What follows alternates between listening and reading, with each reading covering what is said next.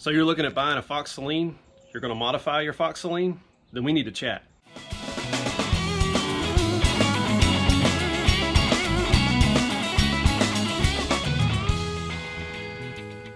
Okay, so recently there've been a lot of discussions, people pinging me about values.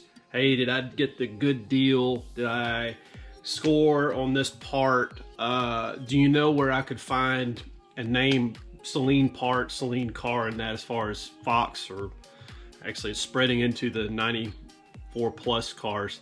So I figured we'd discuss that in this video. There's a lot of things that come into play with that.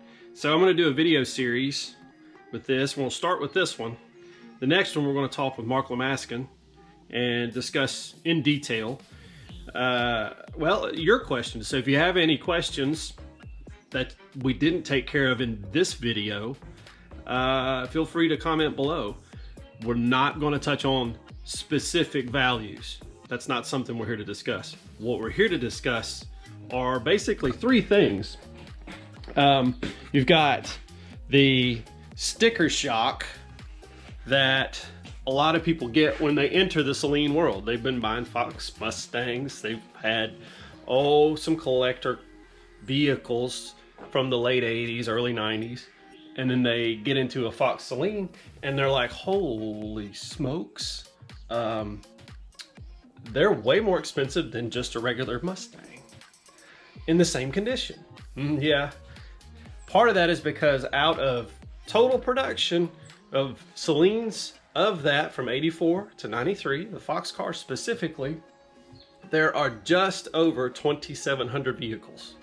And that includes everything from regular production all the way up to the iconic Saleen SA10.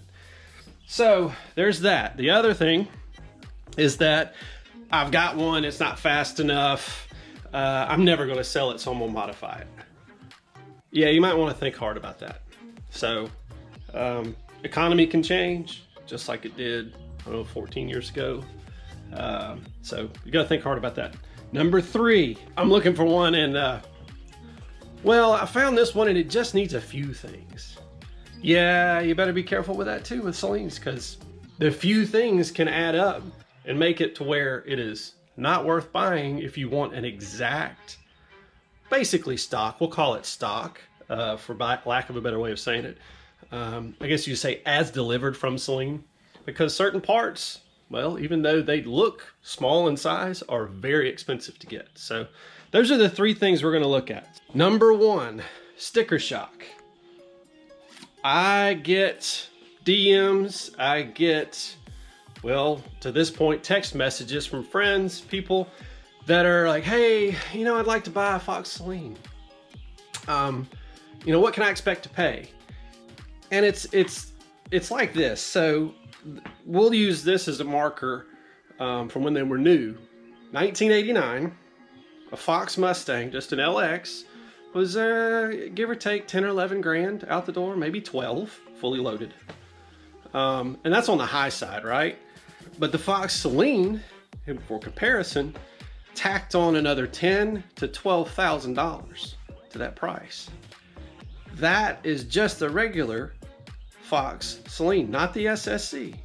The SSC was almost $40,000 in 1989. So the SSC was triple the price of a regular Mustang.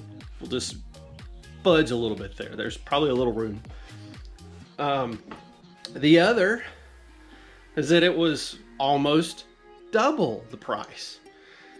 So when you got this 30 years after the fact, we'll just say that because we're approaching the 30-year mark of the end of the Fox production run, you're going to have people that are coming into money, or their kids are now out of school, meaning out of college, not paying for anything. So it's going to be a lot more demand than there are cars. Think about it, 2,700 units. That's just a little more than half of the total 1 year 1993 Cobra production. It's 4,993, right? And then you have 107 R units, so it's 5,100. think about that, 2,700 units. That doesn't account for how many cars have been totaled, how many cars have been wrecked, stolen, never recovered, the attrition rate. You've got that. So there are less than 2,700 units out there, guarantee you that. So finding one that has not been modified, you know, is a challenge. And if you do, it typically ends up being more because it's a car that has not been modified, let's put it that way. Even the stock Fox GTs and LXs are bringing good money. Stock 93 Cobras with documentation are bringing a lot of money. And then of course the Cobra Rs. But there's sticker shock there. So just when you enter this market, if you're looking for something like this, if you're wanting to get into a Saleen, a Fox Saleen specifically, don't be surprised if it's double the price of the comparable LX or GT. I've got people that say, oh, I'm never gonna sell it. I'll just tell you right now, I've done that and that's a mistake. I've done that, approached a car, put all kinds of money in it. The I'm never gonna sell it attitude can get you in trouble.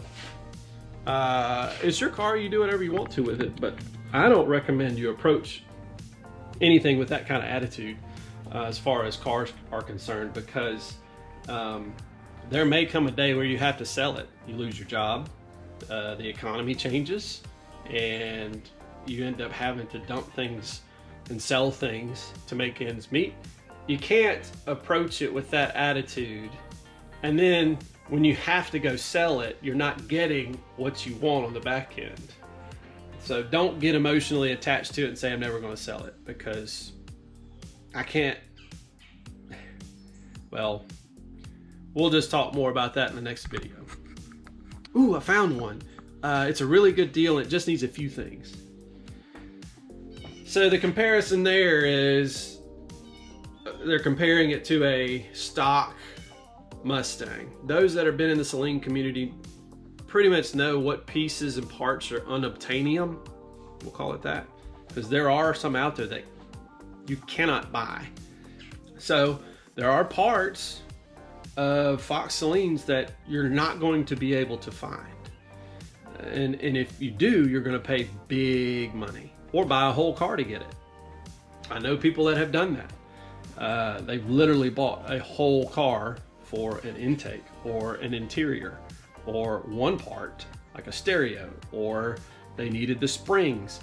So that tells you, that right there, that tells you that it's expensive if you don't know what you're looking for, and you can get bit hard.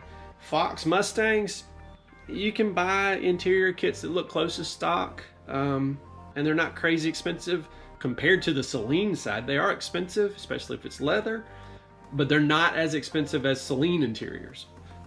Suspension pieces, shocks, springs, those things are all specific to the Saleen. They're not Ford OE parts. Most of the parts on the suspension, as far as brake systems and stuff, are Ford OE parts. Rotors, caliper lines, master cylinder, those kind of things. But when it gets to springs and shocks, they're Saleen specific, and they're not made anymore.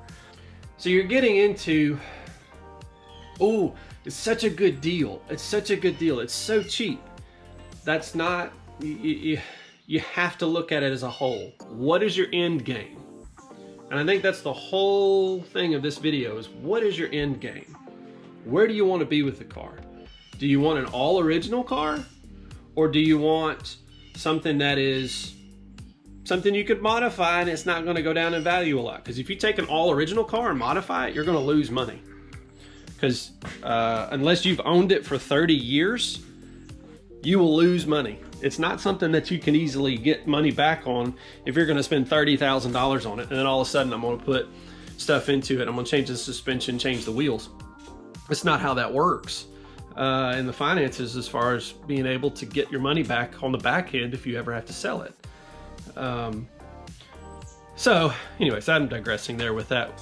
That would be more on number 2. But number 3, I found a good deal. You got to look at the car as a whole. Do you care that if the interior is not complete? Because we'll just say at the 87 to 89 material, flow fit material, cannot be had. It cannot be matched. There are things that are close, and I've seen shops out there claiming that they found a perfect match when it's the same material people have used over and over again the last 20 years, really. That material has long since been out of production, and anything that is out there needs to be fully inspected to make sure it is exactly what was produced by SMS Fabrics back in that time. And it can't be had, and SMS is not going to make another roll of it. I've got friends that have tried. They know people that work at SMS Fabrics and have been flat out told it's not going to happen. So at any price. So you've got that to look for. Wheels can get very expensive.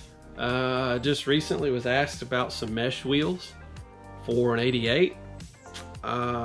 Those are really getting expensive. The 16-inch ARE rims from 87 to 91 were fairly affordable up until 2 or 3 years ago, but now you'll spend a lot of money on those.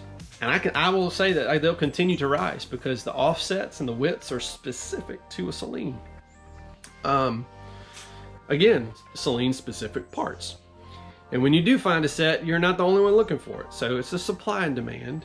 You can't just do this and enter it with the mindset of, oh, I'm buying a Fox Mustang. That's not what these cars are.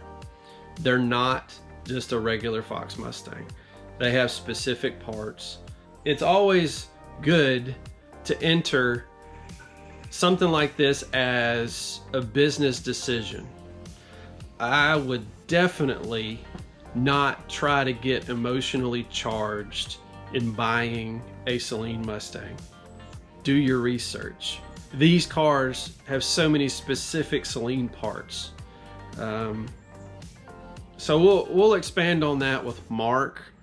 I've got a call set up with him. We're going to do a good video chat and discuss these things. I just felt like this was something that we needed to talk about because I've got people hitting me up every day about, well, what's my car worth? Hey, I just sold my car. Did I do good? So number one, I am not going to get into a specific value discussion. Not going to do that. It's not, that's not my place. That's not what I think I should be doing to help anybody. So we're going to do this video series here, and let's see where it goes. Comment below any questions that have come out of this video that you thought of, and I'll be sure to take note of those, and we'll try to get Mark Lamaskin in on the conversation and see what he has to say, because he gets hit up way more than I do. It's all about being educated when you walk into that forum or walk into that deal. Hey, I'm seeing these things are missing, or hey, I see this is torn, or hey, this thing doesn't have these pieces on it. You know, that's expensive. So we'll expand more on the specifics of what to look for in the next video. But this one, I just felt like it was worth talking about the 3 points. Number one, sticker shock. Number two, I'm never going to sell it. Number three, oh, I found one. It just needs a few things. So hopefully we've expanded on those 3 things here to be able to help you. As I always say, whether you're driving them or restoring them, always enjoy them. Peace.